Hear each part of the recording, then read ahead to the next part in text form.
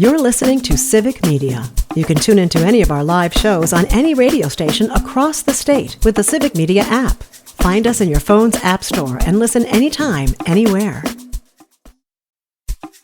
This is your WISS Daily News Roundup for Oshkosh Air Support, 98.3 FM and 1100 AM.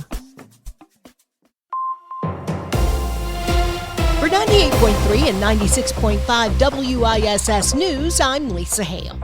Fire danger remains elevated across Wisconsin today due to dry, warm, and breezy conditions. Most of the northern third of our state, which is our area, has extreme wildfire risk, while most of the rest of the state is at very high or high fire danger. An 80-acre wildfire in Juneau County yesterday prompted road closures and evacuations until it was brought under control. Nobody was reported hurt by the fire. The DNR says it's been called to over 100 wildfires in just the past week.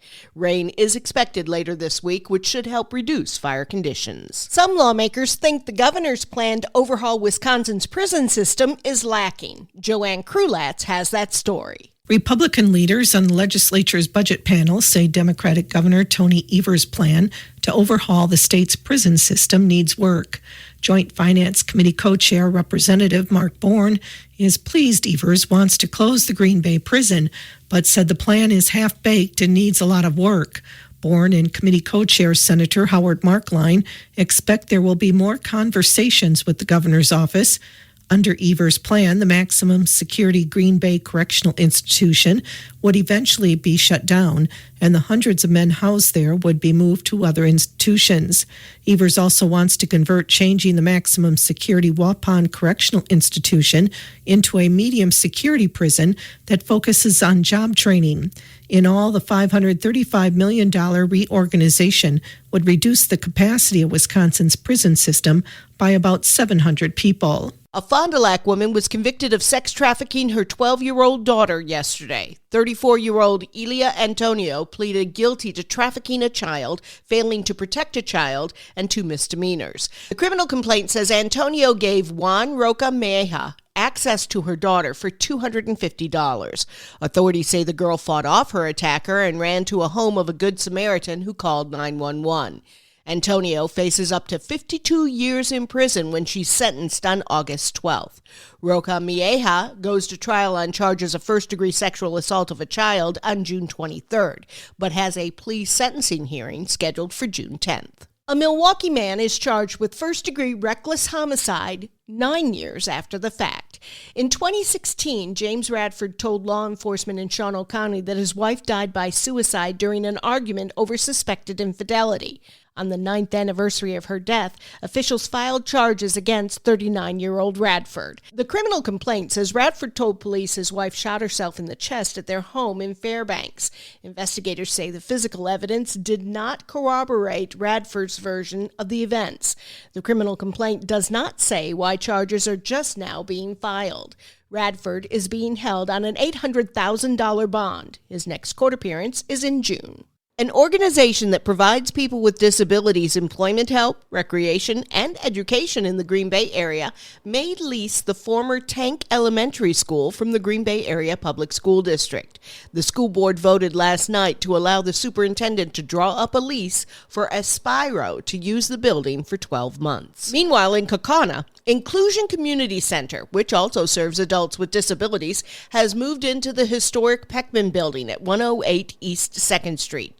The 132-year-old building will now serve inclusion as it helps people improve daily living skills, social engagement, gain vocational skills, and give everyone, even those with disabilities, opportunity.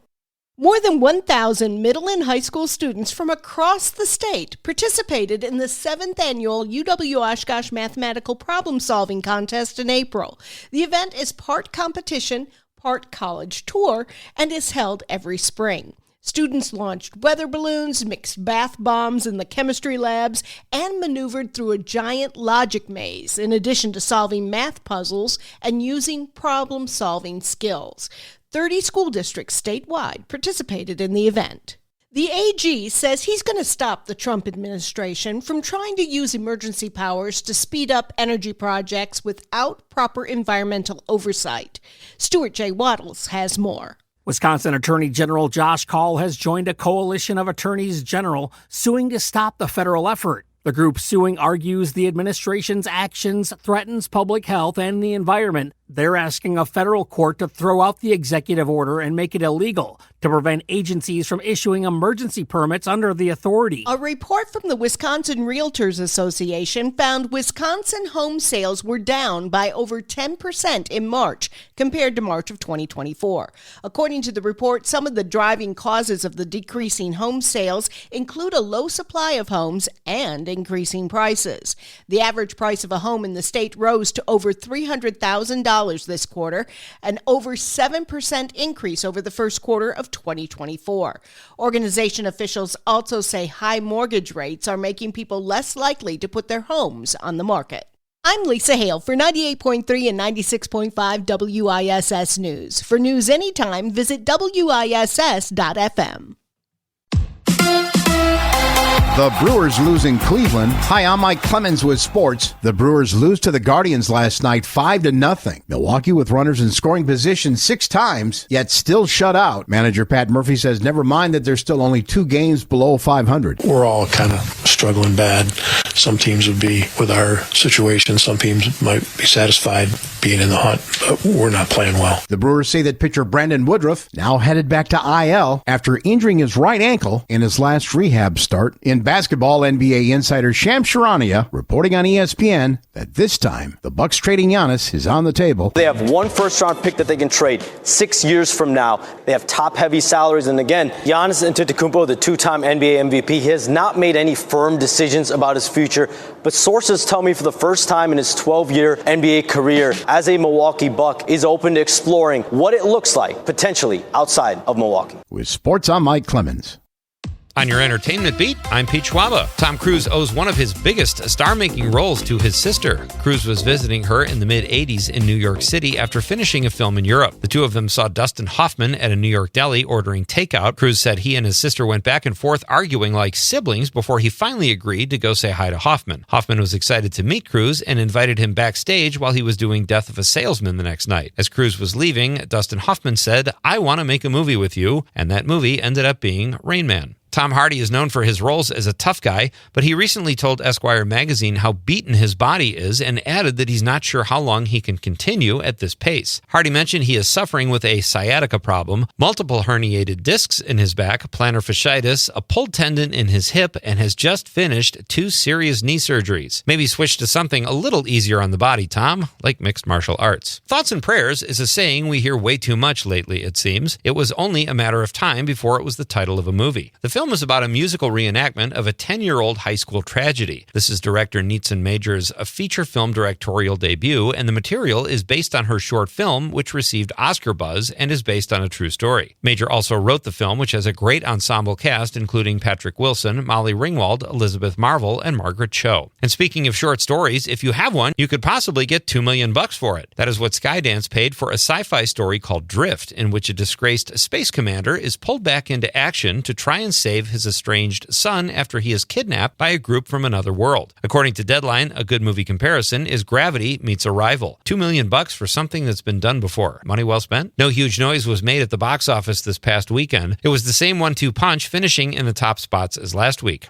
Thunderbolts was number 1, bringing in 33 million big ones on a weekend that saw no new major releases. The Marvel film has reviewed well and seems to have legs and could possibly stay in the top slot until Mission Impossible Dead Reckoning Part 2 opens on May 23rd. And coming in second place for the second week in a row after 2 weeks at number 1 was Sinners. The vampire period piece has incredible box office legs and took in 22 million this past weekend. It's 4th on the big screen, bringing its total to 215 million domestically. Coming in third place is the resilient The Minecraft Movie. Rounding out the top 5 were The Accountant 2 and the newly released Clown in a Cornfield, which came in with just over 3 million. Who's ready for some Mission Impossible? For more showbiz fun, tune in to Nightlight with me, Pete Schwaba, weeknights from 6 to 8 p.m. on the Civic Media Radio Network.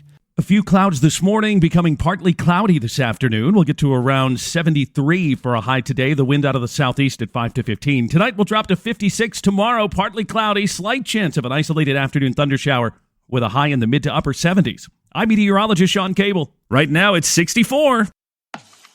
That's your WISS Daily News Roundup from Civic Media.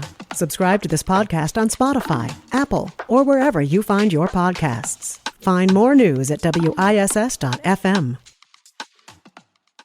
The national news cycle never stops, but it can be hard to find news about your local community. Civic Media is dedicated to providing quality local and state news coverage across Wisconsin. With the Civic Media app, you can get notifications about local stories that matter to you and your community. Find the free Civic Media app in your phone's app store and choose notifications from the menu to tell us what kind of news you want to hear about.